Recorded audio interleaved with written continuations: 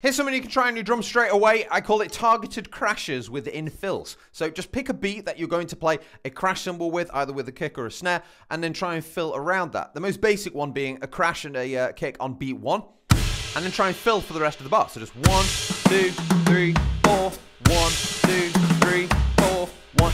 But it can get a little bit tougher if you try and say to yourself, well, okay, I'm going to do like a snare and a crash on beat 4, and I'm going to try and improvise around that. So you might have 1, 2, 3, 4, 1, 2, 3, 4, 1, 2, 3, 4, 1, 2, 3, 4. And you can see it starts making you think about your fills. It interrupts your normal flow of thinking. But say you're playing along with a song and there's like a big stab, like the rest of the band's like bow, so boom, boom, boom,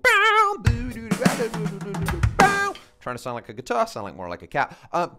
But the fill, you can see targeting these little stabs is going to help you rather than just filling and ignoring what's happening in the song. It gives you some kind of opens and closes, ways to get in and out of your fills in places that you might not have thought of. You could also start thinking of some rhythms, like you could go like put a crash on beats 1 and the and of 1. So 1 and 2, 3, 4, 1 and 2, 3, 4, 1 and 2, 3, 4, 1 and 2, 3, 4, 1 and. So you can see I'm thinking just hitting those and then filling in between.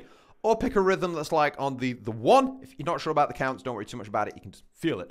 But beat 1, and then you might build in like the and of 2. So you might have, 1, 2, and 3, 4. 1, 2, and 3, 4. 1, 2, and 3. And the only rule is 1, 2, and. You have to hit a crash and a kick. 1, 2, and 3 on those beats. 1, 2, and 3, 4. 1, 2.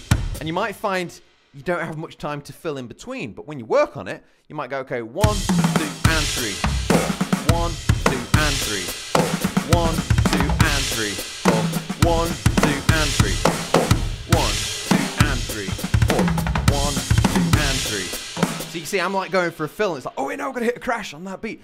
So by targeting these beats, it interrupts your fills and it helps you with your flow, and especially helps if you're like doing a little bit of improvising or filling around, a little bit of like a bow, ow, bow, down, down. You kind of, something's happening in the music.